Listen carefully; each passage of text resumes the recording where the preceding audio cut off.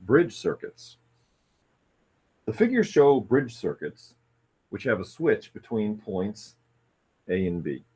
The top figure shows the circuit when the switch is open, so that's the one that we're seeing right now. Then there's another figure that shows the circuit when the switch is closed. Neither figure shows an entire circuit. They show only the part of the circuit between a potential of 72 volts at the top and ground at the bottom. The symbol for ground is a series of lines that kind of look like that. And by definition, the potential of ground is 0 volts.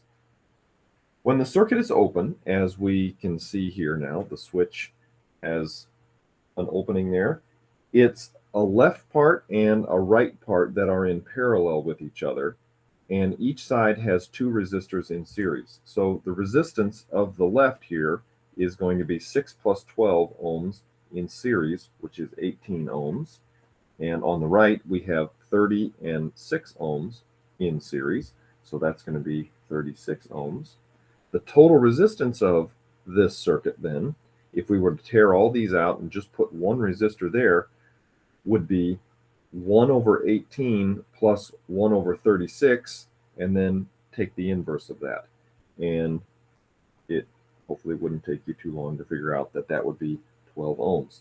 And because there is a 72 volt potential difference across this imaginary 12 ohm resistor, the total current that's going to be flowing from top to bottom is going to be 72 divided by 12, which is 6 amps. Now, the 6 amps are going to divide. Some are going to go to the left and some are going to go to the right. And how much goes each way? Well, there are a couple ways you can do this, but the way I'll explain here is to say, well, across the left here, we have 72 volts of pressure difference and 18 ohms of resistance. So since Ohm's law has to apply, 72 is equal to 18 times what? And that's going to be 4 amps. The other 2 amps then take the right path. And you could convince yourself of that by saying, oh, there's a 72 volt potential difference there, and there are 36 ohms of resistance. So 2 amps must be going that way. What are the potentials of these points A and B? This portion of the circuit right there has one potential value, and this portion of the circuit right over here has some other potential value. And we want to know what those potential values are. The way we're going to do that is we're going to say, since we know that 4 amps are going down the left route, and we know that 2 amps are going down the right, then the voltage from 72 is going to drop by a total of 24 volts in getting to this, what I've colored purple region here. 72 minus 24 is 48. 48 volts. That's going to be the potential of this portion of the circuit here. The portion I've colored green, not easy to see, but that voltage is going to drop by 30 times 2, which is 60. So 72 minus 60, I think we're going to get 12 volts is going to be the potential of that region of the circuit. Now we're going to close the switch, and when we do that, we end up with a top part and a bottom part that are in series. Let's first figure out what's the resistance of this top part. Well, that is a 6 and a 30 ohm resistor that are in parallel with each other. So we would have to use what I call the 1 over rule. 1 over 6 plus 1 over 30, add those up, take the reciprocal, and you end up with 5 ohms. If we tore out the top of that circuit, we should put in a 5 ohm resistor, and the circuit wouldn't know that we had done anything differently. Let me put ground in here. Then the bottom, if we were to find the equivalent resistance of that, we have a 12 and a 6 ohm resistor in parallel. So we would go 1 over 12 plus 1 over 6, add those up, take the reciprocal, and that would give us 4 ohms of resistance for the bottom.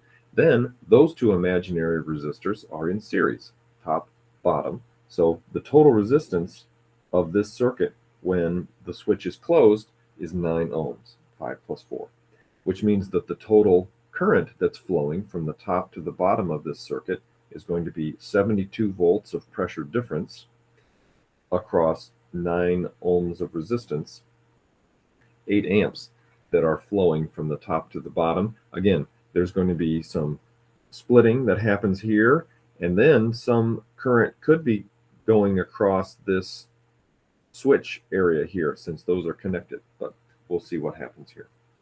All right, so let's determine the potential of the bridge region when the switch is closed. This bridge region right here, now this whole thing has the same potential because it is all connected.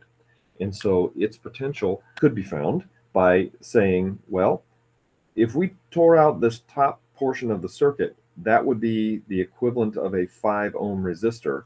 And we know that there are a total of 8 amps that are coming down through that imaginary 5 ohm resistor, which means the potential is going to drop by 5 times 8. So it was 72, it's going to drop by 5 times 8, so it's going to drop by 40. So I think the potential of that region right there is 32 volts. Assuming the switch is still closed, let's determine the current in each resistor. What we have down here, we've said that that portion of the circuit is essentially 0 volts of electrical pressure.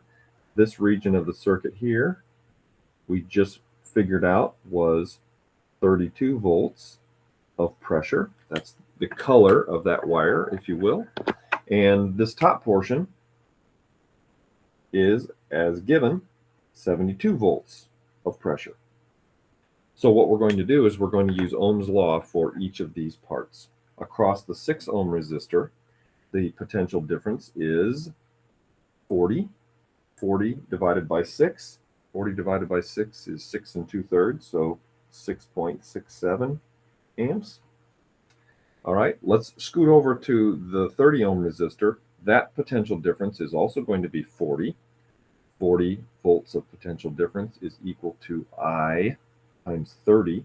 So that's going to be 1.33 amps. Hey, look at that.